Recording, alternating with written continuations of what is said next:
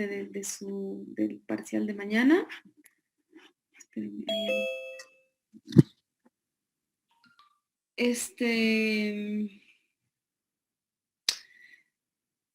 esto entra al parcial de mañana, por lo que les pediría en realidad que estén atentos, tomen apuntes, para que no tengan que estar por ahí desgrabando la clase, igual lo pueden hacer. La recomendación es que si hay una atención y logramos hacerlo de manera lógica, no es necesario a veces aprendernos algunas cuestiones así a la mala, ¿ya?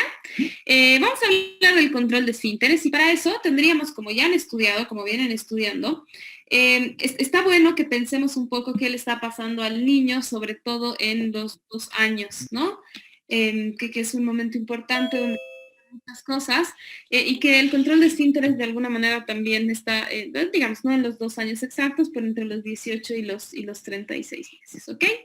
Entonces, el control de esfínteres, cuando hablo del control de esfínteres, me estoy refiriendo a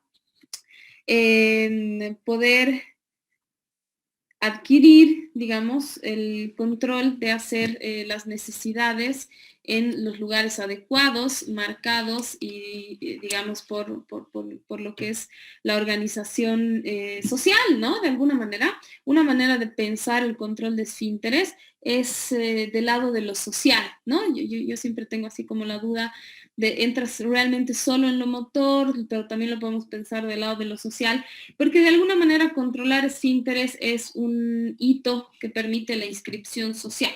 Controlar esfínteres es algo que se le pide al niño para inscribirse en algunos espacios sociales, ¿no?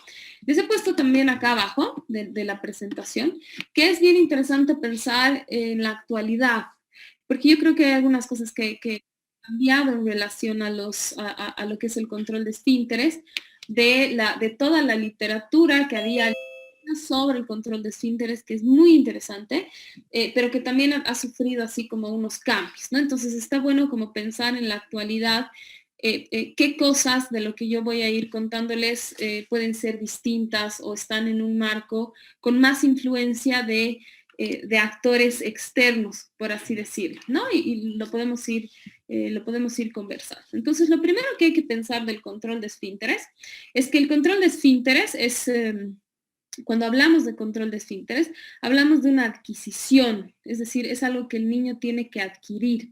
El control de esfínteres no es algo que se da de la noche a la mañana, se da de manera mágica, por así decirlo. Entonces implica un trabajo. Yo siempre pienso, y creo que esta materia también les permite a ustedes repensar esa idea del niño que no está haciendo nada, ¿no? O que solamente está jugando y le está pasando bárbaro, cuando más bien hay un montón de cosas que le están ocurriendo. Me parece hay un montón de trabajo, entre comillas, que tiene que hacer, ¿no? En su desarrollo. Entonces, hablamos de adquirir el control de esfínteres, hablamos de que como no es de la noche a la mañana, como no es de un día para otro, hablamos de que se trata de un proceso, ¿no? Es un proceso. El control de esfínteres tiene que ver con el aprendizaje, es algo que el niño adquiere de manera progresiva, es algo que puede tener muchísimo que ver con el aprendizaje. Creo que hoy en día sabemos y ustedes pueden leer y buscar, digamos, hay técnicas de aprendizaje para que los niños con esfínteres, pero también si bien tenemos técnicas para que el niño controle los esfínteres, yo creo que el control de esfínteres es algo que permite pensar mucho lo particular, ¿no? Entonces hay niños que por ahí son ellos los que se han acercado y han hacer sus primeros contactos con el baño como tal. Hay otros niños a los que se necesita hacer unos programas comportamentales, ¿no? Pero tiene que ver digamos, tiene que ver con el aprendizaje, ¿no? Podríamos decir que si nosotros pensamos que el control de esfínteres es algo que se aprende, solamente decir que el que tiene que ver con el aprendizaje implica pensar que tiene que ver con un otro, que enseña, que tiene que ver con un otro que más o menos, lo voy a decir así, que guía este proceso, ¿no? Pero no solo que guía, porque el control de esfínteres se hace en el marco de las relaciones también, ¿no? Que ahorita vamos a ver así un poquito de eso, y que por supuesto intervienen elementos psicológicos, ¿no? Digamos que la psicodinámica plantea que en el control de esfínteres el niño descubre lo que es el poder sobre el otro y descubre lo que es un poco la autonomía, ¿no? Desde esta corriente psicodinámica, la lectura que se hace del control de esfínteres no es solamente una cosa que se aprende, más bien lo que se plantea es que es un momento en que el niño descubre que tiene un poder sobre, ¿no? Y que por primera vez, vamos a decir, en su corta vida, es él el que puede tener el poder sobre la madre, a diferencia de un primer momento donde la madre tiene así como todo un poder sobre el niño, ¿no? Por supuesto, y esto es importantísimo que lo anoten y que lo tengan presente, no voy a ahondar en eso porque me voy a abocar más a toda la cuestión psicológica, pero el control de esfínteres tiene que ver con el desarrollo y la maduración del sistema nervioso central, ¿no? Y yo pensaría que digamos, es lo primero que hay que tener en cuenta, porque eso nos...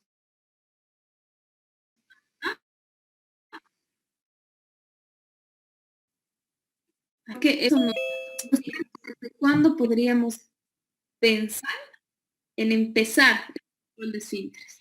Ya sea si nosotros estamos haciendo, digamos, una orientación, ya sea si nosotros estamos haciendo un diagnóstico, ya sea si nosotros estamos trabajando en un lugar que de alguna manera incluye lo que es el control de esfínteres, tendríamos que saber que hay unos momentos en que se puede empezar esto y que no se puede empezar, digamos, aleatoriamente, sino que tiene que ver y tiene que ir, digamos, en paralelo y tiene que estar en armonía con el desarrollo y la maduración del sistema nervioso central, ¿no?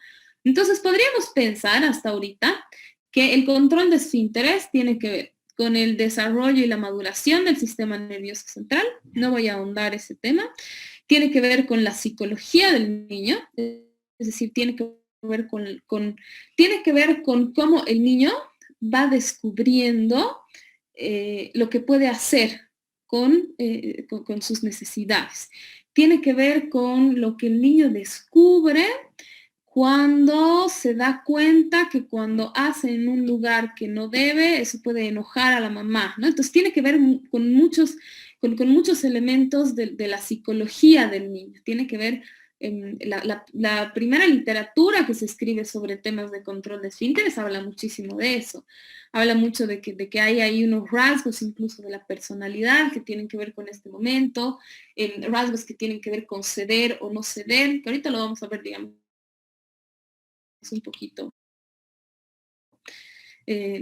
Todo ese tema tiene que ver con lo cultural, por supuesto, tiene que ver con lo cultural, porque de alguna manera lo cultural es lo que permite, digamos, iniciar un aprendizaje del control de esfínteres, tiene que ver con cuán preciado es en una cultura o en un grupo o en una porción de la sociedad, cuán valioso es que el niño controle esfínteres antes, después, ¿no?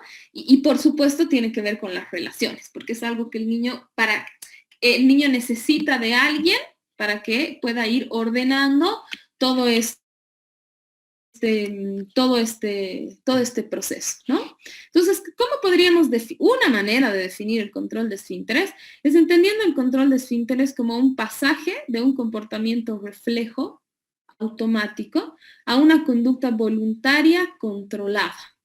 Podríamos pensar, es un pasaje de la incontinencia a la continencia, ya sea de la micción y la defecación, ¿no? Si ustedes prestan atención, esta definición es muy parecida a la definición que hemos trabajado de dibujo, ¿no? Nosotros decíamos el dibujo es un acto que, digamos, aparece casi de manera innata y después se va volviendo algo coordinado y complejo, ¿no? Hay como digamos, hay como una similitud. Entonces se trata de algo que primero el niño hace sin darse mucha cuenta de lo que es y termina siendo una cosa que los seres humanos controlamos, y que hay, digamos, está dentro de las normas sociales todo el tema del control de esfínteres, de nuestras necesidades, ¿no? Entonces vamos a pensar que desde los 18 meses, a partir de los 18 meses hasta los 36 meses, a nivel de desarrollo y maduración del sistema nervioso central, el niño está listo para controlar los esfínteres. A partir de si nosotros quisiéramos pensar y ser así lo más, digamos, lo más coherentes con un poco cuándo está listo el sistema nervioso central para aprender a controlar los esfínteres, a partir de los 18 meses hasta los 36 meses, ¿no? Entonces vamos a pensar, ¿por qué es importante esto? Porque las metidas de pata van cuando uno intenta hacer el control de esfínteres antes, ¿no? Cuando de alguna manera hay un intento de, que logre antes de todos, entonces empiezo a hacerlo así cuando el niño tiene 12 meses, 10 meses, y puede ser más bien totalmente perjudicial.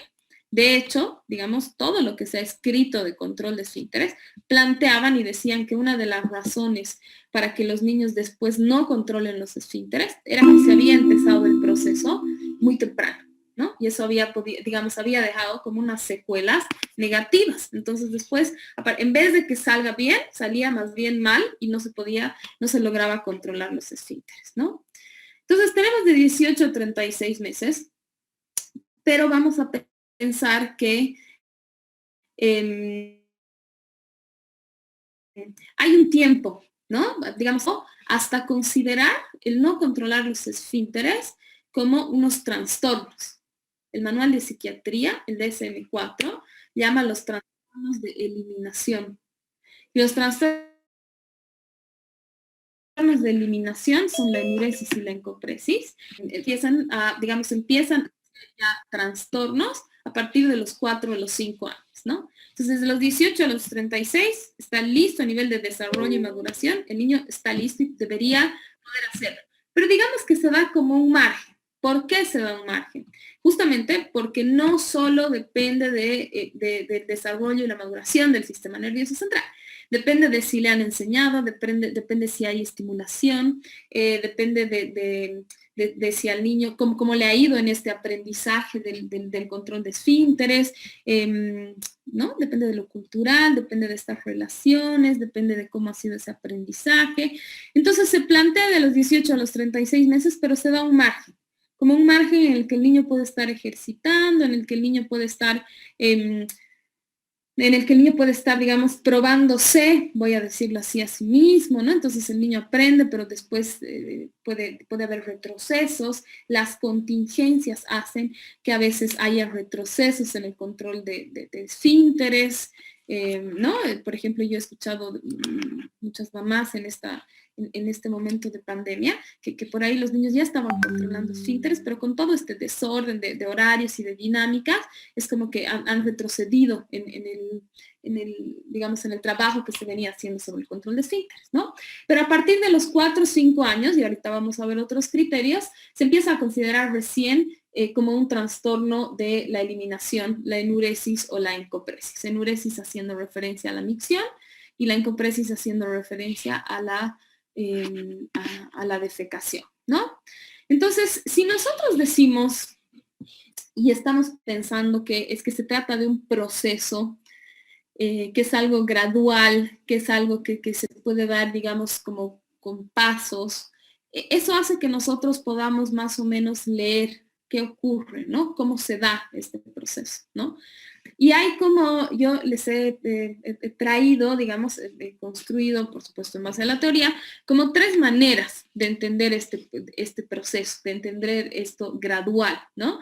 Entonces, una es pensar qué se controla primero, ¿no? Entonces, en ese sentido, primero se controlan las heces de noche, después las heces de día, la orina de día y la orina de noche, ¿no?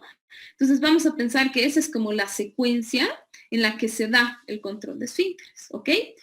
Yo a estas alturas estaría esperando que ustedes ya entiendan que si algo de esta secuencia no funciona como la estoy nombrando, eso tiene un porqué, ¿no? No es que, no, la Jimena se equivocaba.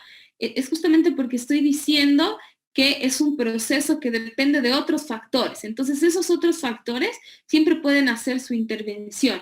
y hacer que de alguna manera, ustedes seguramente tienen un primito, un hermanito, tienen justo ese caso en el que no, mi primito ha controlado primero la orina del día y después, ¿no? Entonces, pero más o menos esta es la secuencia que se sigue y en base a esta secuencia también están algunos criterios para marcar los trastornos de eliminación, ¿no? Entonces el niño lo primero que podría controlar son las heces por la noche, después las heces por el día, la orina por el día y la orina por la noche, ¿no? Hay varios, y eso es un poco, digamos, a veces lo que uno escucha en las mamás es eso, ¿no? Ya controla, lo puedo dejar así en la guardería, pero en las noches se sigue así. En las noches todavía se hace, ¿no? Es súper interesante la teoría que intenta explicar, porque esto además de ser una secuencia, me parece que algunos autores intentan explicar eso, ¿no? Entonces, por ejemplo, hay como una idea de que en la noche, como nos relajamos y digamos las barreras, si ustedes quieren, de la represión y las inhibiciones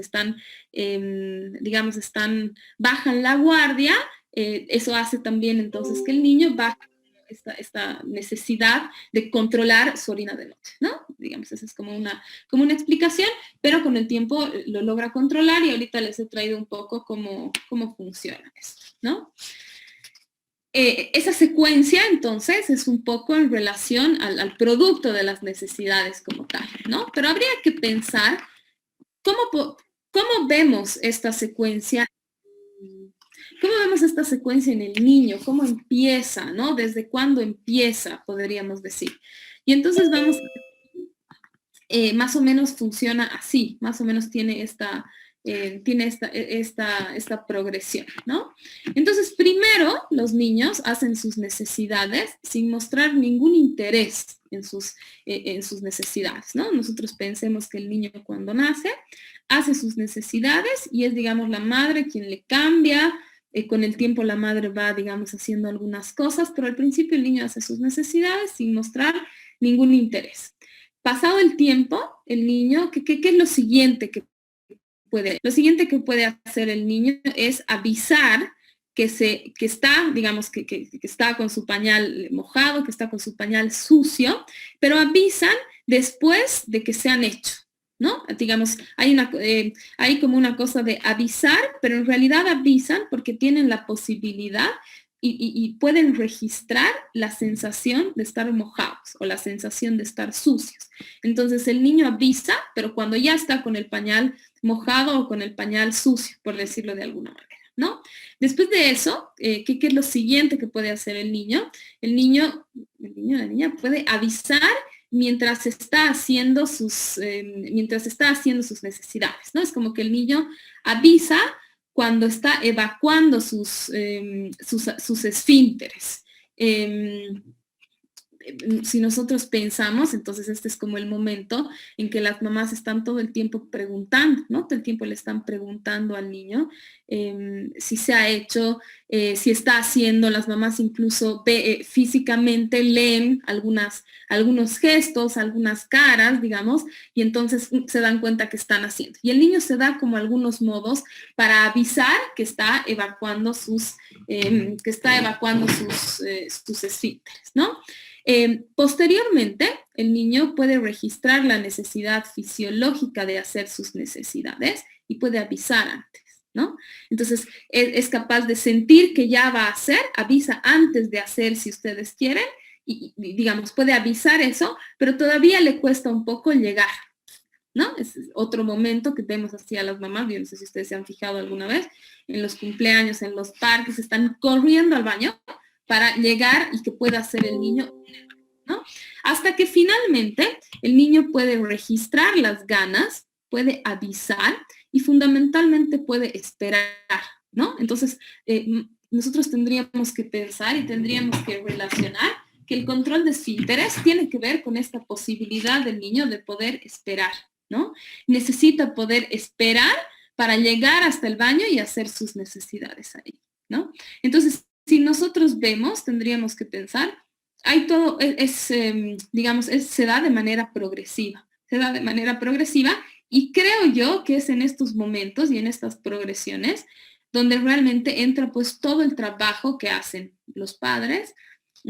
Tengo mis dudas, creo que también ahora se hace más en los jardines infantiles o en las guarderías, pero hay un otro, ¿no? Hay un otro que está atento, hay un otro que se da cuenta que el niño está haciendo. Entonces, frente a eso, el otro hace algo, ¿no? Entonces intenta asociar eso con el baño, intenta hacer toda una serie de cosas que le permitan al niño ganar como esta, si nosotros, digamos, quisiéramos poner como cuál es el punto al que hay que llegar, a que el niño sienta las ganas, pueda avisar y pueda esperar. Porque no solo nos sirve que pueda avisar, ¿no ve? Porque si avisa y no puede esperar, igual se va a seguir haciendo en lugares que no se debería hacer, ¿no? Entonces hay que lograr que el niño pueda esperar y pueda llegar al baño. Si nosotros lo ponemos lo podemos poner de manera progresiva, vamos a decir también, con algunas edades aproximadas, con algunos referentes aproximados, ¿ok? Hasta los 30 estoy hablando de meses, 3, 4, 5 años, para que más o menos veamos qué ocurre a nivel de las edades. Entonces, antes de los 15 meses, el niño es indiferente a las, digamos, a la micción y a la defecación. No muestra ningún interés en eso. Y es interesante si ustedes van, digamos, articulando, integrando todos los contenidos que estamos llevando, es como que el interés del niño antes de los 15 meses probablemente está puesto en otras cosas, ¿no? Probablemente hay un interés, habíamos dicho que el niño conoce el mundo por la boca, ¿no? Entonces el interés del niño por ahí está puesto en otros elementos, ¿no? A partir de los 15 meses, el niño empieza a mostrar un desagrado por los pañales sucios, ¿no? Empieza a mostrar algún signo, porque claro, nosotros lo trabajamos y lo avanzamos como muestra desagrado, pero el niño no te va a decir desagrado, ¿no? El niño empieza a mostrar una incomodidad por los pañales sucios. Muchos autores plantean y dicen que cuando se detecta esto en el niño, cuando se detecta que el niño muestra este desagrado, es un buen momento para iniciar el trabajo del control de esfínteres, ¿no? Que habría que servirse de ese desagrado que tiene el niño para empezar todo el proceso del control de esfínteres, ¿no? En este momento, entonces, si se inicia, esto también es súper interesante, si se inicia, digamos, un trabajo de control de esfínteres y se empieza, digamos, a hacer que el niño vaya ubicando que eso es en el baño, qué sé yo, empieza por parte del niño también una serie de respuestas, incluso, digamos, frente al inodoro, frente al baño, ¿no? Lo mismo, estos autores plantean que habría que ser muy cuidadosos con esos, porque también estas primeras experiencias pueden después repercutir, ¿no? Entonces, yo no sé si ustedes han leído o pueden buscar, o si les interesa, yo les puedo mandar algunos casos de niños que digamos, desde muy chiquitos tienen miedo al inodoro, ¿no? Hay una sensación de miedo, de estar, y me parece que mucho más antes, ahora hay una serie de artefactos y aparatos que hacen, digamos, que hacen que sea muy amigable el baño para los niños, pero digamos, el niño tiene como unas fantasías y unos temores con el inodoro, ¿no? Un poco de extracción. Ahorita les voy a hablar así un poquito de lo que significa para el niño ceder sus necesidades, ¿no? Vamos a pensar que si bien hay un desagrado por los pañales sucios, todavía no está asociado, digamos, esa sensación de desagrado, no está asociada con el producto mismo, ¿no? Es decir, el niño tiene un desagrado, pero todavía no está asociado a que eso viene de su cuerpo, ¿no? No está asociado a que eso es algo de él también, ¿no? Entonces, igual, tiene que pasar como por una serie de, lo voy a decir así, tiene que pasar por una serie de simbolizaciones. El niño tiene que llegar a ubicar que eso que sale de su cuerpo es parte de él, ¿no? Entonces, claro, es parte de él, todo el mundo le pide que lo haga en cierto lugar, pero el momento que el niño lo hace, lo bota.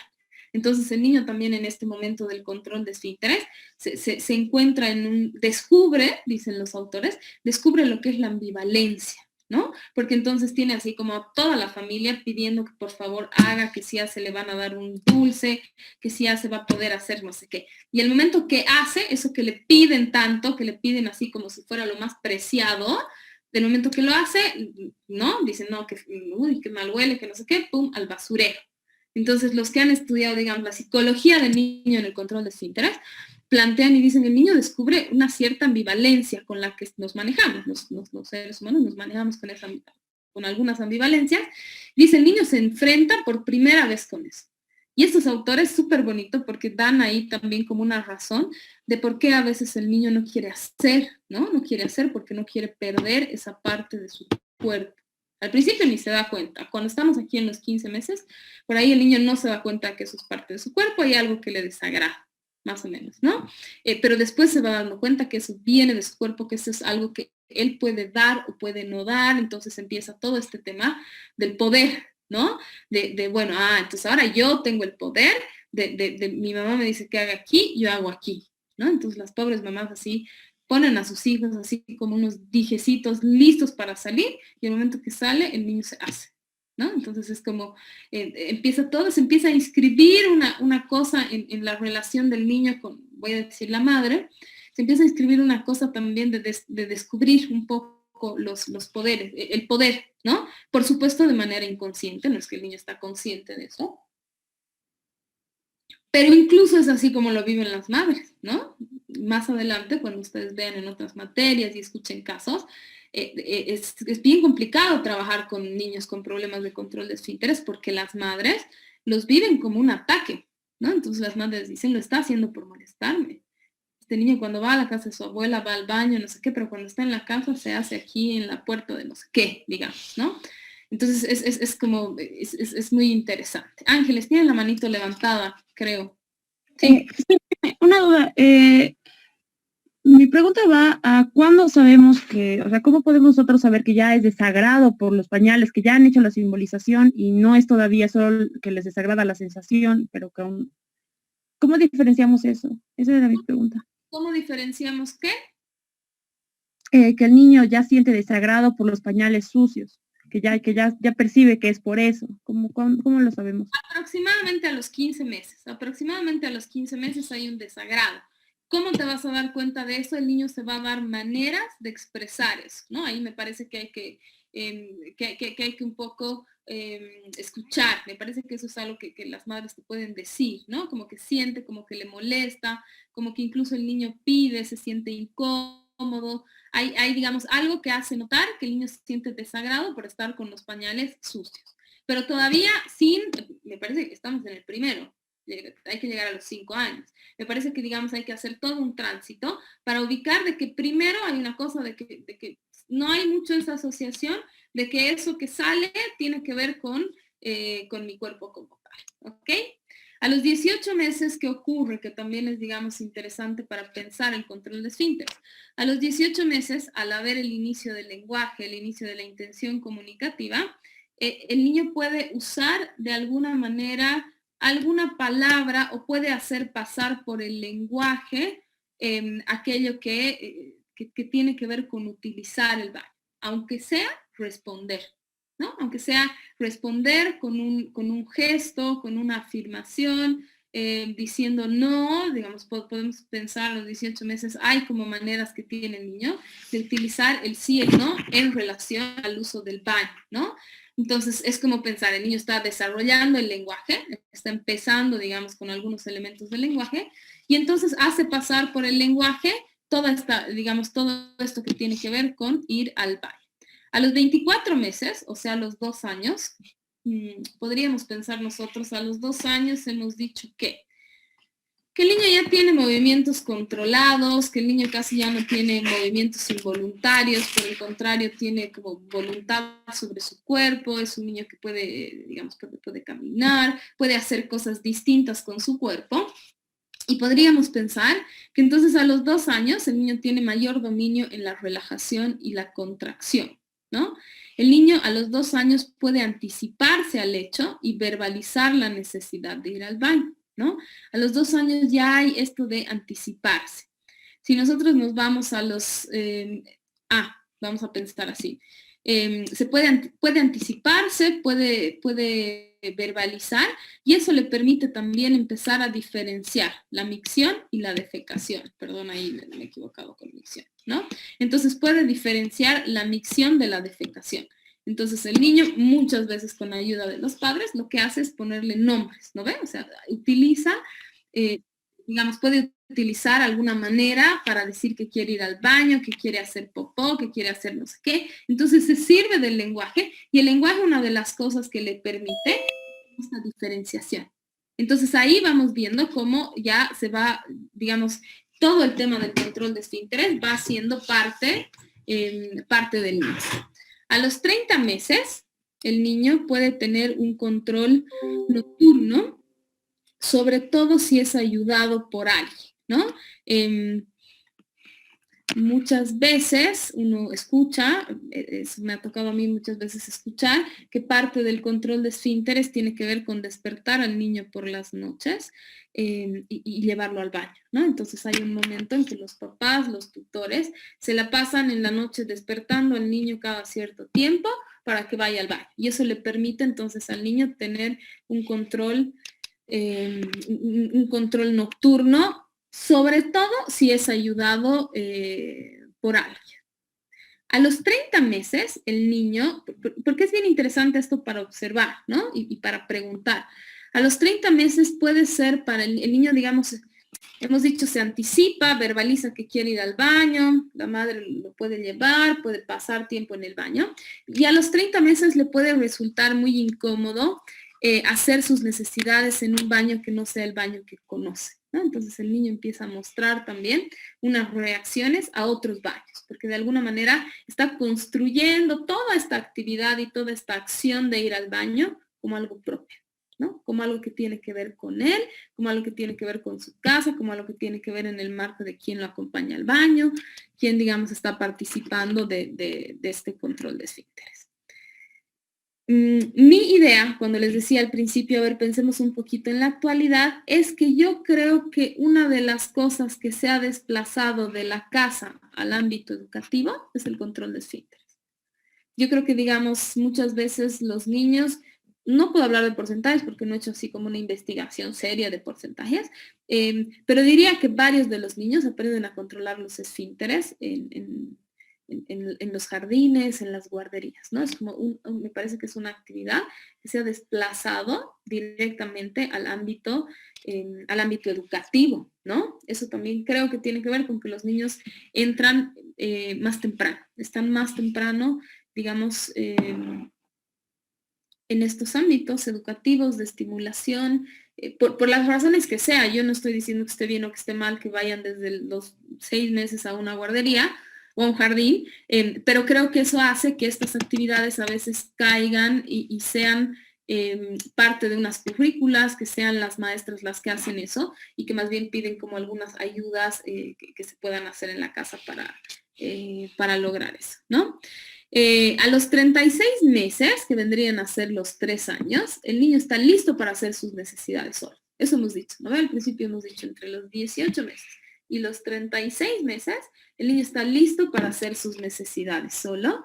Sin embargo, todavía pueden haber algunos accidentes. Yo les decía, hay como un tiempo que se le da, digamos, al niño para que haga, digamos, esta actividad con facilidad, ¿no? Entonces, todavía a los 3 años, al niño le puede costar, por ejemplo, desvestirse. A veces la ropa que le ponen al niño no es la adecuada para que él pueda llegar al baño y hacer, ¿no? Aquí es donde escuchamos de niños que se han dado cuenta que querían ir al baño, han llegado al baño, pero en lo que se tardaban en sacar así la ropa hermosa que les ponen a los niños, los vence, digamos, de alguna manera, ¿no? Entonces, a veces si hay accidentes, tiene que ver con las dificultades que tienen con la ropa, con las dificultades que pueden tener también con los baños como tal, ¿no? Con las dificultades que encuentran a nivel del cuerpo, digamos, de lo que son sus acciones y lo que deberían hacer, ¿no? El niño, entonces, es bien interesante porque en este momento, a los 3 años, el niño prefiere despertarse que estar sucio, ¿no? Cuando yo les decía hace un ratito que se logra el control nocturno y hay que levantarlo, los papás los levantan para que vayan al baño y hagan y vuelvan a dormir y así se acostumbren y qué sé yo. Al principio el niño responde a eso a veces de mal humor, a veces no se logra despertar, qué sé yo. Pero ya a los 3 años se puede ver que el niño prefiere despertar que seguir sucio, ¿no? Que ensuciarse. Entonces, es como si cada vez más, a medida que va pasando el tiempo, el niño ya no es indiferente, vamos a decir, a estar sucio. Ya no es indiferente a estar, digamos, con los pañales, si ustedes quieren, sucios, cargados, les molesta, incluso son muchos niños los que se más o menos los que piden y se sacan el pañal, digamos, es como una metáfora, pero son como los que ya, si, las mamás te dicen, ¿no? Si ya, él ya estaba incómodo, ya no quería, ya le molestaba, entonces más o menos eso ocurre a los 3 años. A los 4 años, Jimé, perdón, ¿te puedo preguntar algo? Anaí, perdón, estaba con la manita levantada, discúlpame. Ah, no, dale. No, perdón. ¿A qué te refieres con inhibe esfínteres? No he entendido bien, perdón. Con que los puede controlar, los puede inhibir, es decir, puede tener un control sobre los esfínteres. No están ahí como, a ver, lo voy a decir así medio gráficamente, ¿ya? Pero no están, Anaí, no está funcionando así el esfínter como si más o menos fuera una cosa que funciona sola, ¿no? El niño puede puede tener un control sobre los esfínteres, puede inhibirlos, es decir, puede contraer los esfínteres. Eso le permite entonces tener el control, llegar al baño y evacuar donde tiene que evacuar. A eso me refiero con inhibe los esfínteres. Ah, ya, gracias, Jimé. Bien, a los 4 años el niño puede mantener por sí mismo una rutina de evacuación, ¿no? Es decir, en el mejor de los casos, si el control de esfínteres se ha hecho bajo una rutina, si se tiene claro cuál es el lugar, hay muchos papás que incluso tienen horarios, ¿no? No sé si ustedes han escuchado, pero a veces los papás dicen, bueno, llegas a la casa, te lavas las manos, vas al baño y almorzar, ¿no? Ese tipo de cosas. Entonces, a los 4 años, el niño está, la verdad, listo para mantener por sí mismo su rutina de evacuación, ¿no? Por más de que siempre haya alguien que le hace recuerdo, el niño ya tiene inscrito dentro de su rutina, digamos que puede ir al baño, que tiene que ir al baño, hacer sus necesidades. En este momento, que van a ver también al final un poco del semestre que coincide con otras fases del niño, el niño quiere privacidad, ¿no? El niño quiere privacidad, no necesita que lo esperen, no necesita que lo acompañen, no necesita que lo vean. De hecho, le puede enojar que, digamos, lo acompañen al baño, que sea como una actividad muy pública, voy a decir entre comillas, ¿no? Porque podríamos pensar que a los 2 años, más o menos, cuando puede anticiparse y puede verbalizar, hay pues como una cuestión de que vienen las ganas, se da cuenta, las puede decir y las puede decir así en una, ¿no? En cualquier situación social, por así decirlo. Pero a medida que va pasando el tiempo, entonces el niño empieza también a, ¿qué palabra uso? Empieza a ubicar que esa es una actividad que tiene que ver con su privacidad, ¿no? Como ya puede inhibir sus esfínteres, como ya puede controlar sus esfínteres, no necesita que lo esperen, no necesita que lo acompañen. Muchas veces el niño, es el momento en que el niño se cierra la puerta y quiere hacerlo solo, a veces le enoja incluso que lo acompañen, le enoja que le abran la puerta, ¿no? Entonces está como creando esta actividad del control de esfínteres en el orden de la privacidad. Porque si nosotros nos ponemos a pensar, esa es una característica de cómo nosotros controlamos nuestros esfínteres, tiene que ver con la privacidad. Entonces, en algún momento el niño empieza a ubicar que esta actividad responde a su propia privacidad, ¿no? Podríamos pensar, se pueden presentar accidentes, ¿no? Se pueden presentar accidentes. Pensemos, antes los accidentes tenían que ver con, por ahí, las habilidades motrices para arreglárselas con la ropa, con el inodoro como tal. A los 4 años los accidentes están muy relacionados con que los niños están a veces ensimismados en otras actividades, ¿no? Los niños están ensimismados haciendo algo y no quieren dejar de hacer eso, entonces se hace, ¿no? Yo me ha tocado escuchar así como a muchos papás de controla esfínteres, por supuesto que va al baño solo, pero a veces le gana porque está jugando play y no quiere soltar, digamos, no quiere soltar el juego, está concentrado haciendo algo y en lo que está concentrado, digamos, puede tener algunos pequeños accidentes. Generalmente los accidentes tienen que ver con la orina. Los accidentes tienen que ver con la orina, las heces se controlan primero. A los 5 años se pueden presentar algunos episodios aislados de incontinencia, ¿ok? A ver, un poco yo les cuento un poco a nivel clínico, porque esos son casos que llegan, esos son los casos que les digo que a veces son difíciles de trabajar.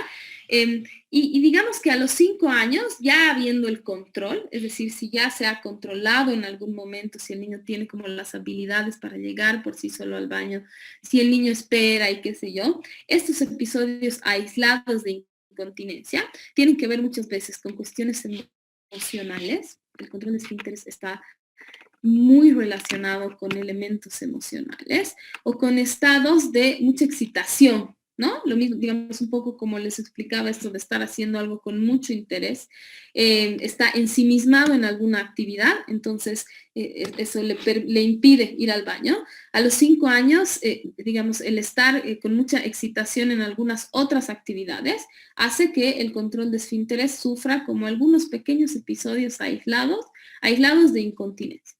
Pero a los 5 años ya debería un niño controlar los esfínteres, ya debería poder ir al baño. Por eso les he puesto así, la palabra clave es hay episodios aislados, muchas veces tienen que ver con lo emocional o con unos periodos, con unas actividades de muchísima excitación, ¿no? Es decir, el cuerpo está haciendo algo con tanta energía, que esa energía hace que, digamos, un poco el niño ponga como en reserva la necesidad de ir al baño y haya como algunos accidentes, ¿no? Nosotros deberíamos pensar, y les decía, ¿no? Un poco releyendo a estos autores, que el control de esfínteres tiene que ver y está muy ligado a procesos emocionales. A veces el no controlar esfínteres es una expresión de algo que tiene que ver con lo emocional. Si ustedes hacen así una revisión muy por encima, incluso se toma como algunos, porque no creo que es correcto decir que es el síntoma, pero se toma como síntomas de algunos problemas emocionales que puede tener el niño, de situaciones de abuso, de situaciones de violencia, ¿no? Entonces, siempre que aparece algo del orden del control de esfínteres, amerita hacer como una investigación. Amerita hacer una investigación y amerita saber en qué momento está el niño, ¿no ve? Si a los 2 años pensamos que el niño todavía no tiene un control, no deberíamos así asustarnos en el sentido de que está siguiendo un cierto proceso. Nikki, tiene la manito levantada. Como un ejemplo, digamos, de eso, muchas veces cuando los papás se separan, el niño como que retrocede en este control de esfínteres porque es algo bien emocional para el niño. Sí, eso se llama, Nikki, regresión. Una manera que tiene el niño de hacer una regresión es el control de esfínteres. La clave ahí, y eso sí, si van a hacer clínica lo pueden tener, es preguntarse si alguna vez controló. Porque es distinto si nosotros trabajamos con un niño de 5 años y nos dicen, sí, él controlaba, hace un año, digamos, estaba controlando los esfínteres, lograba ir al baño, no había ningún problema, y ¡pum!, de pronto ha empezado a hacerse de nuevo. Pucha, para nosotros los psicólogos eso es por algo, ¿no? Y es por algo que no tiene que ver con sistema nervioso, porque eso ya nos ha demostrado que podía, ¿no? Distinto a un caso que puedan tener ustedes de un niño de 5 o 6 años, que te lo traigan y te digan, no controla esfínteres. Bueno, ¿alguna vez controló? No. Ah, bueno, entonces la investigación va por otro lado, ¿no? Por eso es importante que, digamos, más o menos entendamos que tiene una secuencia, que tiene, que digamos, por eso decía, es una adquisición, es un proceso, al niño le van pasando cosas, el niño va construyendo va construyendo los elementos que son necesarios para el control de esfínteres como tal, ¿no? Entonces, si nosotros nos ponemos a pensar un poco, ¿qué se necesita para que el niño controle esfínteres? En realidad, ¿qué habría que trabajar para que el niño controle esfínteres? ¿Qué cosas habría que revisar? ¿Qué cosas habría que escuchar, que investigar? ¿No? Entonces, primero vamos a decir, no lo hemos avanzado todavía, pero es necesario el yo. como instancia psíquica. Por ahora lo vamos a entender así. Es necesario el yo como instancia psíquica que permite diferenciar al niño del otro, de la madre. Ahorita vamos a entender el yo así, ¿no? Porque, a ver, pónganse a pensar, para controlar esfínteres, primero tengo que tener la idea de que mi cuerpo es una unidad diferente a otra unidad. ¿Se acuerdan cuando hablábamos de esquema corporal? Ustedes deben estar así porque están estudiando. Pero cuando hablamos del esquema corporal y yo les decía es necesario, también el esquema corporal se hace con el yo. El esquema corporal tiene que ver con construir un cuerpo que sabe lo que puede hacer y lo que no puede hacer, pero como una unidad diferente de otra, ¿no? Pónganse a pensar lo difícil que sería controlar esfínteres si no tengo noción de mi propio cuerpo. ¿Cómo controlo algo que viene de mi cuerpo si no tengo noción de mi propio cuerpo, ¿no? Entonces, de alguna manera tiene que haber esta independencia en el sentido de, no es la independencia de que el niño vive solo, ¿no ves? La independencia de mi cuerpo como una unidad distinta al cuerpo del otro. Eso, me parece que eso puede ser importantísimo a la hora de pensar en el control de esfínteres. Es necesario que haya algo del orden verbal y del lenguaje, porque digamos de alguna manera, como decía Ángeles, que me estabas preguntando esto de simbolizar, el niño necesita en algún momento, lo voy a decir así, ponerle un nombre a eso que sale de su cuerpo y que además se tiene que ir de su cuerpo, ¿no ve? Porque digamos un poco la figura, ¿cuál es? La figura es, hay algo de su cuerpo que sale, que se extrae y que se va a la basura y no se sabe nunca más de eso, ¿no? Entonces el niño necesita tener el lenguaje para poder nombrar eso, necesita tener el lenguaje para poder pedir también, se me ocurre, la ayuda del otro, en tanto necesita llegar, necesita, digamos, de alguna manera, vía la palabra, nombrar este acto, porque también si nosotros nombramos algo, existe, ¿no? Necesita tener la posibilidad de desplazamiento. ¿Cómo le vamos a pedir a un niño que haga uso del baño si el niño no se puede desplazar por sí solo? ¿No? Al principio sí entiendo que la madre lo lleve, pero en algún momento es necesario que haya digamos que tenga este libre desplazamiento que le permita pues conocer cómo va a llegar, cuánto le toma y todas esas cosas, que el niño hace de manera automática, no crean que está con su cronómetro, ¿no? El niño va, digamos, justamente va ajustando, vuelvo al principio de las clases de desarrollo psicomotor, va ajustando su propio cuerpo, qué cosas necesita de ese cuerpo para poder llegar al baño y hacer sus necesidades como tal, ¿no? El control de esfínteres, como su nombre lo dice, tiene que ver con el control. Tiene que ver con que en realidad el control de esfínteres, más allá de qué bien que va al baño, porque tiene que ir al baño, porque así hacemos los seres humanos, en realidad nos da una pauta del control del cuerpo. El control de esfínteres no solo nos dice que puede ir al baño. El control de esfínteres nos ayuda a pensar que hay algo de control sobre su cuerpo, lo voy a decir así, que se puede hacer cargo de alguna manera de su cuerpo, aunque sea para ir al baño, ¿no? En algunos casos, por ejemplo, a veces me adelanto un poco, pero digamos, cuando uno revisa casos clínicos, no aparecen aislados los problemas de control de esfínteres después de los 5 años, ¿no? Hay unas tesis bien bonitas que, digamos, plantean que todos estos niños que están diagnosticados con la famosa hiperactividad, una de las cosas que también está de la mano, tiene que ver con el control de esfínteres, ¿no? Este cuerpo que, digamos, aparece como, lo digo de buena manera y respetuosa, como un cuerpo loco que no puede parar de moverse, y que además tiene como dificultades para el control de esfínteres, en realidad, claro, lo que nos está diciendo el niño es, algo le pasa con el cuerpo, hay algo que le pasa con el cuerpo que no termina como de ordenarse, ¿no? Entonces el control de esfínteres nos está hablando de un control que tiene el niño sobre su propio cuerpo, ¿no? El control de esfínteres, les decía, tiene que ver con poder, el niño descubre el poder, el niño descubre el poder en el sentido de... A ver, pónganse a pensar, digamos, un poco, si nosotros ponemos así como la situación en lo cotidiano, cuando el niño está aprendiendo a controlar esfínteres, la familia está alrededor, o sea, es un tema familiar el control de esfínteres, ¿no? El control de esfínteres es algo sobre lo que gira por algunos momentos eso, entonces para ir a algún lado, para salir a algún lado, hay que llevar esto, hay que llevar el otro, pero si no hay baño, pero si hay baño. Y digamos, el niño va descubriendo de alguna manera que de él, algo depende de él, algo de lo que él haga o deje de hacer, digamos, tiene un efecto en estos otros, ¿no? Y como les decía, muchas veces las mamás, las tutoras, me tocó trabajar con niños institucionalizados, y las tutoras decían, es un ataque. Este niño se está haciendo pis y está haciendo sus necesidades contra mí, porque las hace en este lugar, ¿no? Entonces es como un mensaje más o menos para ellos. Y el niño entonces va descubriendo algo de poder, algo de dominio sobre los otros. Entonces la mamá le pide y le ruega que por favor vaya al baño, antes que lo sienta en el baño, que por favor no se haga, que ahora van a salir en el auto, que no sé qué, y el niño justo se hace, ¿no? No es que se haga a propósito, no estoy hablando de la vía así como consciente, sino que el niño empieza a descubrir un poco que ahora él tiene pues algo de... también depende de lo que él haga, se ordenan algunas cosas que ocurren, ¿no?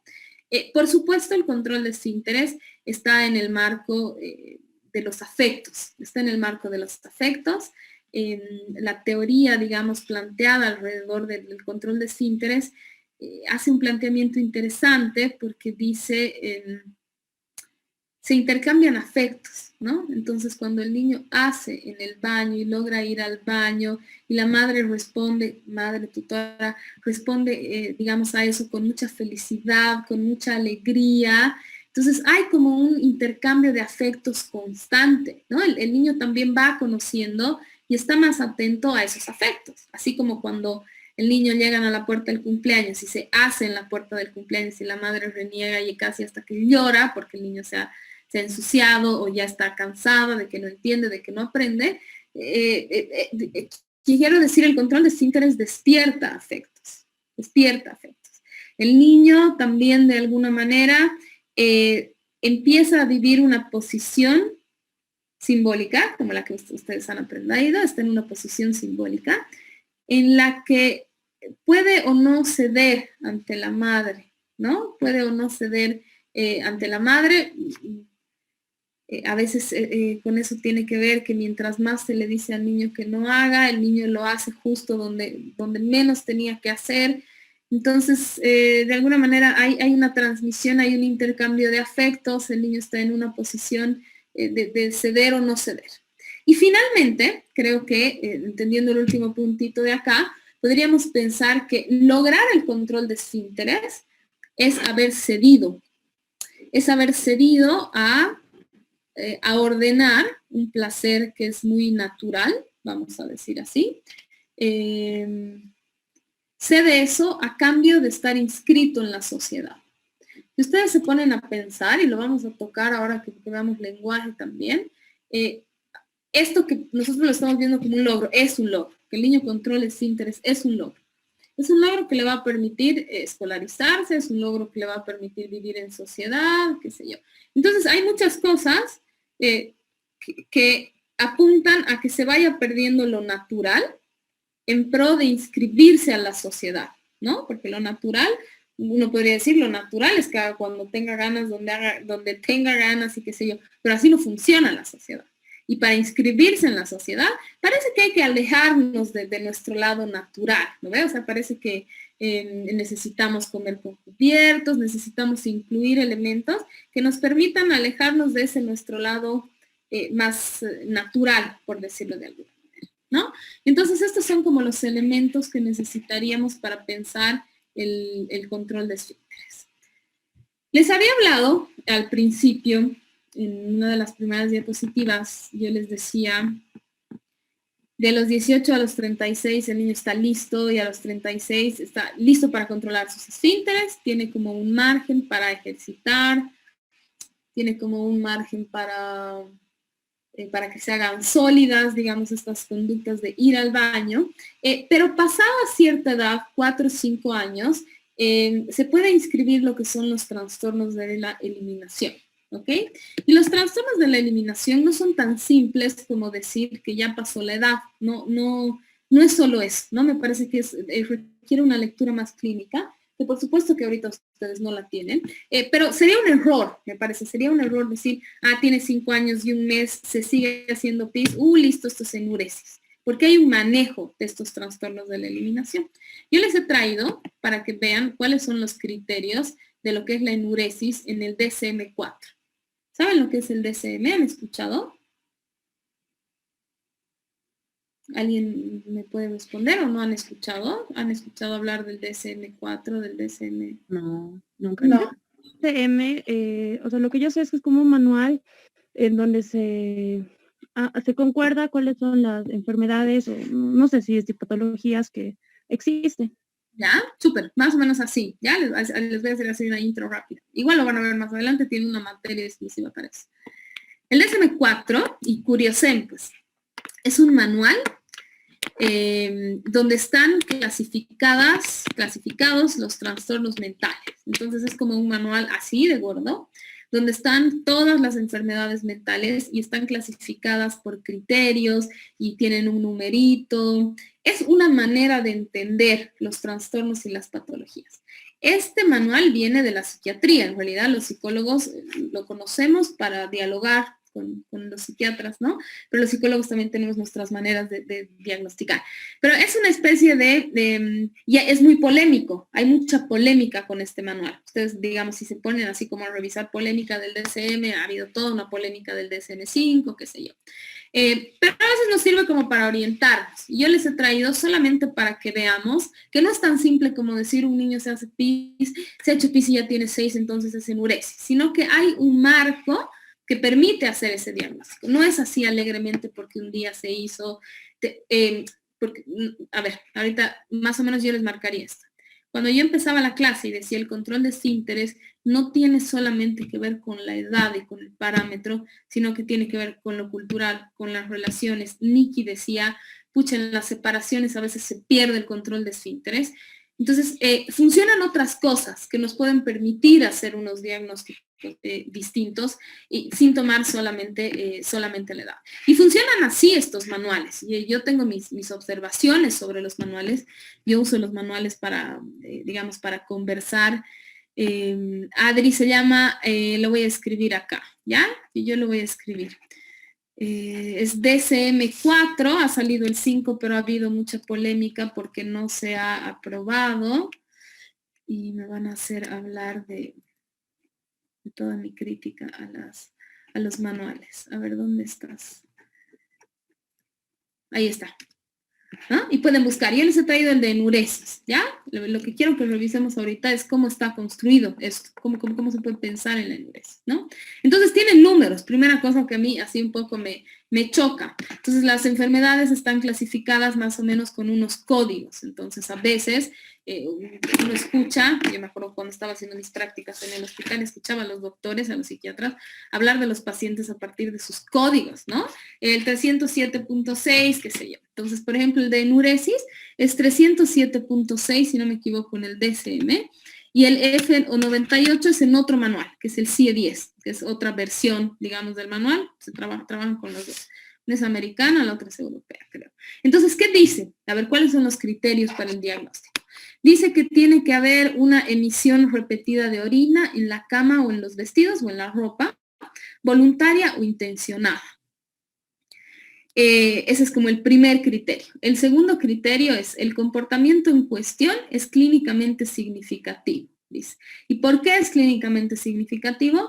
Porque ocurre 2 veces a la semana durante 3 meses consecutivos. Entonces, una cosa me parece que lo que hay que diferenciar, y si yo les estoy dando, digamos, esta clase, lo más ético es diferenciar, que pueda haber un accidente eventual, digamos que pueda haber como un momento donde se presenta, que el niño tiene un accidente, a lo que sería 2 veces por semana, durante 3 meses seguidos, y además nos dice el manual de que esto empieza a entorpecer, digamos, las otras áreas del niño, ¿no? Entonces empieza a entorpecer su desarrollo social, empieza a entorpecer su escolaridad, empieza a entorpecer como otros ámbitos de la vida. El otro criterio es que la edad cronológica es de por lo menos 5 años o el desarrollo equivalente. Entonces nosotros no podríamos hablar de enuresis en un niño menor de 5 años. O sea, algún día ustedes se encuentran con un psicólogo y a un niño de 3 años le pone enuresis, no estamos bien formados, ¿no? Porque nos está diciendo, digamos, quienes han ordenado las enfermedades mentales, nos dicen, se puede diagnosticar esto, digamos, de los 5 años para adelante. Y el último criterio para pensar en una enuresis es que este comportamiento no se debe exclusivamente al efecto fisiológico directo de una sustancia o de una enfermedad médica, ¿no? Entonces, para hablar realmente de una enuresis, tendríamos que pensar que se cumpla como estos criterios, ¿no? Que haya un tema de edad, que haya que se dé de manera repetitiva, que el comportamiento no se deba a algún medicamento, si el niño está tomando medicación para alguna enfermedad, eso puede hacer que entonces el niño tenga esta incontinencia. Pero ya no es enuresis, eso es resultado ¿de qué? Es el resultado de esa medicación. Lo mismo con las enfermedades. Hay enfermedades que tienen como parte del cuadro el no controlar los esfínteres. Entonces eso nos excluye de una enuresis, o por lo menos nos hace pensar como desde otro lado, ¿no? Para la encopresis, la edad es distinta, ponen como desde los 4 años, tendríamos que poder decir por qué, porque hemos dicho que lo que primero se controla son las heces, ¿no? Entonces pone la edad como de 4 años, y me parece que pone con que pase una vez por semana durante 3 meses consecutivos, ya se puede considerar una encopresis, ¿ok? Esto es la manera de establecer qué es y qué no es, ¿no? Si ustedes se ponen a pensar, este es un manual, lo van a estudiar en una materia entera, pero es un manual que tiene como es muy detallado en los tiempos, ¿no? Hace como una cosa, pone mucho énfasis en los tiempos, en cosas exactas, ¿no? Yo creo que la otra manera, digamos, de hablar de una enuresis, un poco como trabajo yo desde la clínica, es, por supuesto, teniendo en cuenta la edad, teniendo en cuenta el momento en el que está el niño, revisando un poco todos los elementos que componen al control de esfínteres, pero también viendo si afecta, si digamos, si el hacerse pis tiene para el niño efectos en el resto de las áreas de su vida, ¿no? Para mí, uno se puede dar cuenta de que hacerse pis es un síntoma de un niño, es un problema de un niño, cuando empieza, digamos, de alguna manera a afectar a otras áreas de su vida, ¿no? Y es muy difícil trabajar los temas de trastornos de eliminación, porque al principio al niño por ahí no es tan problemático, a veces es más un tema para los papás, a medida que avanza el tiempo ya es un problema para el niño, porque el niño empieza a tener otro tipo de interacción, está escolarizado, en el colegio puede tener puede resonar de otra manera, ¿no? Entonces cuando el niño, claro, ya no quiere ir al colegio, ya no quiere ir a los cumpleaños, ya no quiere socializar porque no puede controlar sus esfínteres, para mí ahí es, digamos, cuando sí, hay un problema que está empezando a afectar otras áreas de su vida, ¿no? Pero sí, siempre hay que tener en cuenta si está medicado, si hay una enfermedad de base, hay que tener en cuenta la edad, hay que tener en cuenta hace cuánto está pasando, y como decía la Nikki que traía este ejemplo, que es una cosa que se ha estudiado mucho, es muchas veces el control de esfínteres es un mensaje que hay que descifrar, y es un mensaje que el niño no lo sabe tampoco, no es que el niño sabe y nos va a decir.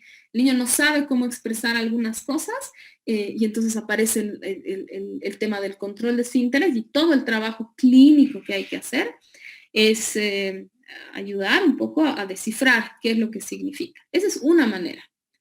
¿Ya? Esa es un poco la que yo hago. Y hay otra, y es que lo que da muy buenos resultados con el control de esfínteres son los programas conductuales. O sea, yo creo que funcionan en tanto van a lograr que el niño vaya al baño, ¿no? Pero habemos otros psicólogos que queremos además conocer por qué no está logrando eso, ¿no? Si es que eso expresa algo del orden emocional, intentamos descifrar. Son dos maneras de trabajar. Yo les ponía al principio de la diapositiva y me gustaría ahora que participen, no sé si este tema lo han leído o lo pueden pensar. Es muy interesante ese desplazamiento, ¿no? Que ha pasado de ser una actividad que se hacía en casa en el marco de la relación con la madre a una actividad que generalmente creo ahorita está más puesta en las instituciones educativas. Creo, como les digo, no tengo así como los datos, pero yo he escuchado muchas madres también decir de eso se ha ocupado la guardería. Y a nosotros nos decían más o menos cómo hacer en la casa, que le demos un premio cada que haga, pero la guardería es la que se encarga, ¿no? Eso por un lado.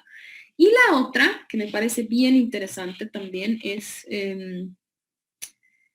vivimos en una época en que más o menos nos han metido en la cabeza que las cosas mientras más rápido mejor, ¿no? O sea, hay como una tendencia, no sé si es sin querer, pero hay una tendencia a que los niños hagan las cosas más rápido, ¿no? Entonces, los papás quieren que aprenda a leer cuando está empezando a hablar, más o menos.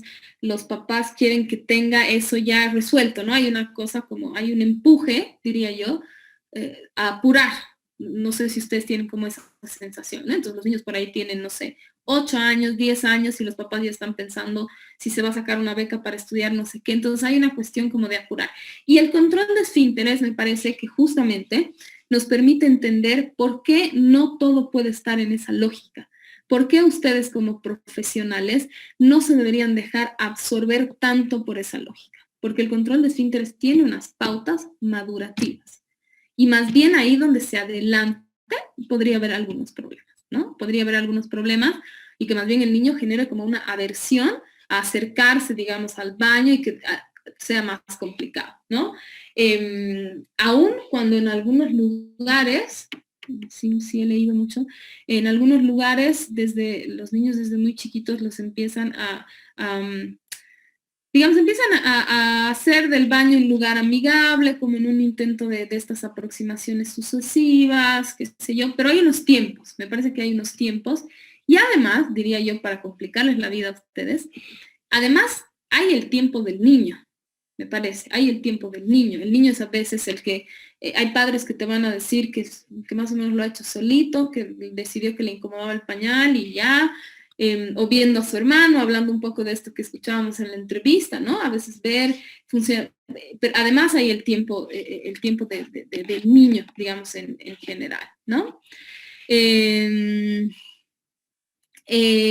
¿alguna pregunta sobre el control de esfínteres? Es un tema súper lindo, yo lo doy en otra materia optativa, más de la parte emocional. Pero es un tema muy interesante, hay que conocer eso y sobre todo lo que yo necesito que piensen para su examen de mañana es en qué le está pasando al niño en otros ámbitos, ¿no? ¿En qué está? Por ejemplo, a ver, entre los 18 y los 36 está en plena elaboración del esquema corporal. A los 2 años el niño tiene más control sobre su cuerpo. Entonces, tiene lógica, ¿no? Tiene lógica que el control de esfínteres también tenga que ver con esas cosas que el niño está pudiendo hacer de alguna manera, ¿no? A mí se me ocurre relacionar incluso así, ¿no? Entonces el niño más o menos a los 3 está listo para controlar sus esfínteres, eso quiere decir que tiene pues un control sobre su cuerpo y qué casualidad que también a esa edad empiece a representar su propio cuerpo en un dibujo, ¿no? Entonces la idea es como pensar todos estos elementos uno de la mano del otro, ¿ok? A ver, algunas preguntas sobre control de esfínteres, algo que les haya llamado la atención. Ángeles, ¿cuál es la principal diferencia entre psiquiatras y psicólogos? Los psiquiatras son médicos, los psiquiatras estudian medicina, los psiquiatras dan medicación, los psicólogos no.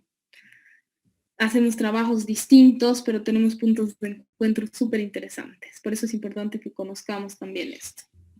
¿Qué más? A ver, preguntas sobre el control de Tengo esfínteres. una pregunta, Jimé. O sea, tú dijiste algo así como que los niños cuando empiezan a ir al baño solos quieren su privacidad y justamente, o sea, como que se centran mucho en ser independientes con eso, ¿no?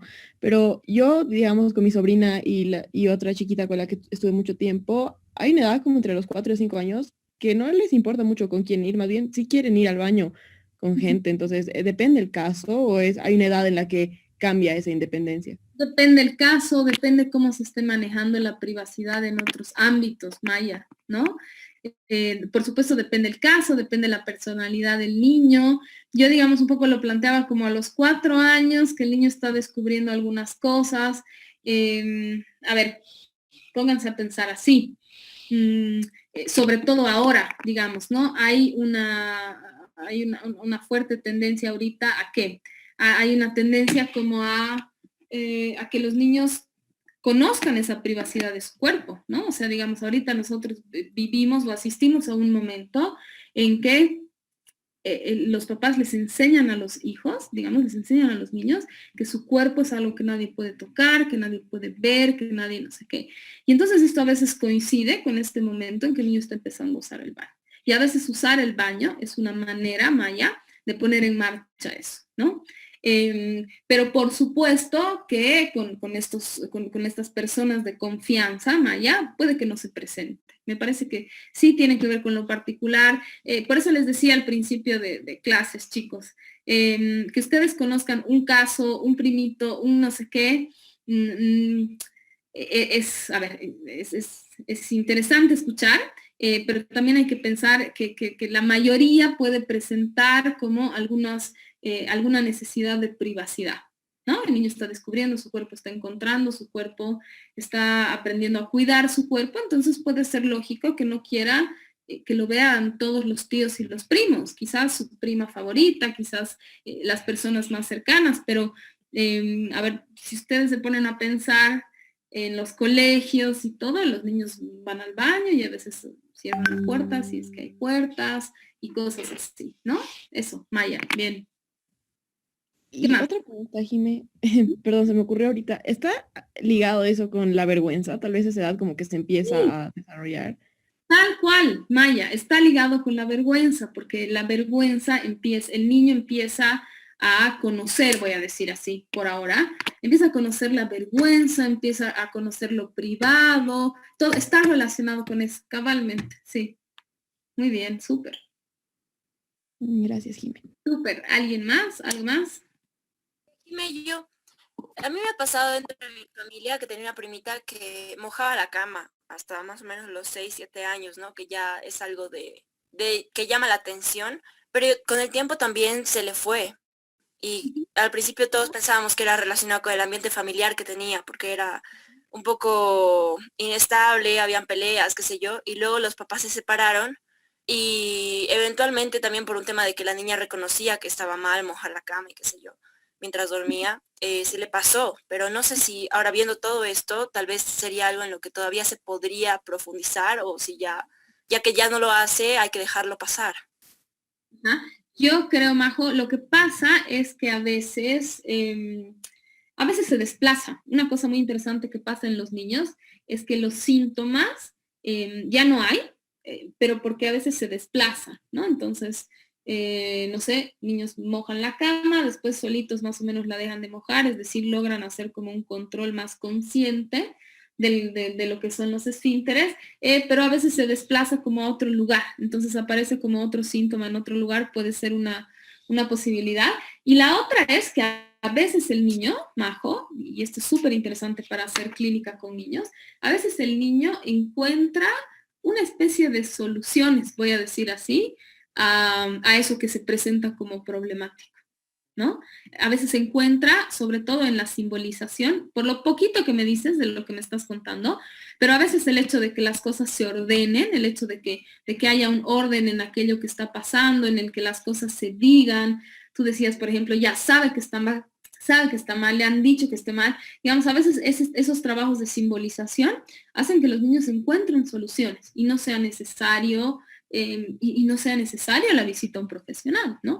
Yo creo que la visita a un profesional es cuando eso es algo que persiste y es algo que empieza a afectar significativamente otras áreas del niño, ¿no? Digamos, los papás a veces, no sé, vienen por eso, vienen porque se está haciendo pis y cuando tú estás haciendo así esta historia vital evolutiva, empiezas a encontrar, sí, antes era así, ahora no habla mucho, antes decía, ahora no dice, ahora es así. Entonces empiezas a encontrar como una serie de cosas para trabajar, ¿no? Entonces, ya no quiere salir a jugar con sus amigos, prefiere quedarse viendo tele, digamos, esas cosas te empiezan a sonar como que, digamos, el niño va, digamos, un problema, por decirlo de alguna manera, se va como inscribiendo como en la cotidianidad del niño, ¿no? Pero creo que es justo decir que los niños encuentran a veces sus propias soluciones. Y a veces esos síntomas, digamos, a veces se pasan, ¿no? Yo soy de la idea de creer que no se pasan por magia, se pasan porque algo ha funcionado, algo se ha simbolizado, porque finalmente, Majo, y todos, cuando un niño hace un síntoma de hacerse pis, cuando un niño hace un síntoma, no sé, de no comer o qué sé yo, ¿cómo podríamos entender eso? Es que hay algo que el niño no puede simbolizar, no puede poner en palabras, y entonces eso se traduce como en un síntoma. Esa es así como una definición chiquitita de cómo funciona un síntoma. Y el niño no sabe, porque no es que el niño sabe y no nos dice, no. El niño no sabe y de pronto empieza a ocurrirle esto, porque hay algo, yo diría en principio, como hay algo que el niño no puede ordenar, no puede terminar de simbolizar, y entonces a veces por contingencias de la vida incluso, Majo, se simboliza y se ordena, y eso permite que el síntoma ya no esté, ¿no? Eso. Gracias, Jim. Súper, bien. Nos vemos mañana a las, si se podrían conectar así, 11 menos 10 para que les dé las indicaciones del examen y nos vemos mañana para avanzar. Nos vemos mañana para que ustedes den el examen. Fabi, tiene la manita levantada. Sí, Jime, nosotros, bueno, no sé, algunas chicas de psicopedagogía tenemos clase antes de teoría cognitiva y la verdad es que, bueno, lo vamos a decir, pero siempre le decimos que tenemos clase después y que igual tenemos que entrar puntual y se alarga demasiado, así que supongo que nos vamos a tener que salir porque igual no entiendes con Marcelo. ¿Sí? Sí. Sí, con Marce. Por ahí díganle al empezar la clase, sí que porfa se van a salir un 11 menos 5, porque tienen examen y a veces se tienen que organizar. Si es posible. Ya. Si no, igual yo ya no tengo problema. Super, Jime. Gracias. Nos vemos mañana, que les vaya bien. Una pregunta. ¿Cómo va a ser el examen? ¿Cómo va a ser? Bonito. Bien. Yeah. ¿Cómo? O sea, se me ocurría así que tal vez podía ser como oral o escrito, como es en grupos, no sé. Sí, mira, oral es imposible. Tendría yo que lograr el desdoblamiento, porque son 40, entonces es imposible hacerlo oral, pero sí estoy haciendo un examen muy práctico. Les he dado la posibilidad de que escriban, me han escrito algunos en el muro, en la parte de noticias, que lo van a hacer en grupos. Quiero que sea práctico, quiero que relacionen, quiero que... Por eso estoy haciendo esto igual en esta clase, ¿no? A ver, ¿qué está pasando a los dos? Esto, y algunas preguntas de desarrollo. Pero es muy más práctico. Ya, súper, Jimmy, eso era. Gracias. Lo van a hacer en grupos hasta hoy día, tienen que anotar. Mañana yo directamente van a recibir en su correo los que han anotado de una manera y los otros de otra, ¿ok? Súper. Nos vemos mañana, que les vaya bien. Gracias. Jime, los que vamos a hacer el examen en grupos, ¿te lo enviamos como mensaje o cómo? ¿Qué? O sea, ¿te enviamos que vamos a hacer el examen en grupos por mensaje o cómo? En la plataforma, no sé si te has fijado, la plataforma está... Te puedes quedar así un segundo, te muestro, porque lo único que voy a reconocer es la plataforma. Les he puesto en la plataforma, en la sección de noticias. ¿Dónde está?